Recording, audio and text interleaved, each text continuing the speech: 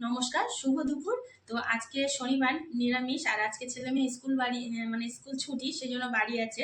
তা আমার তো ছুটি ছিল না, তাই যাই হোক। এখন 4 জনের ভাত বেড়ে নিয়েছি, সবাই একসঙ্গে খাবো। আর আজকে কি রান্না করেছি, সিম্পল রান্না একদম। তো সেটা দেখাই। এই যে লাল শাক ভাজা বাদাম দিয়ে, এটা হচ্ছে সকালেই একটা ছবি পোস্ট করেছিলাম। তো ছাদ বাগান থেকে লাল শাক তুলেছিলাম, বাদাম দিয়ে লাল শাক ভাজা করেছি। আর হচ্ছে এটা হচ্ছে পনির, একটু পনির আর একটা ক্যাপসিকাম ছিল, মটরশুঁটি ফুলকপি দিয়ে। আর বেশ সুন্দর করে একটা রসা মতন ওই তরকারি যাই বলো, সেটা বানিয়েছি। আর ভাতটা বেড়ে নিয়েছি। তো প্রথমে ভাত নিয়ে থালাতে একটু লাল শাক নিয়ে নিলাম। এবার একটু পনিরের রসা নিয়ে বলো, তরকারি বলো, যাই বলো। এটা অনেকে না এই পনিরের নবরত্ন কারি বলে, মানে সব রকম সবজি দিয়ে। আর একটু গাজর টাজরও দেয়, গাজরটা ছিল না বলে। তো এই তো পনিরের নবরত্ন কারি বলে।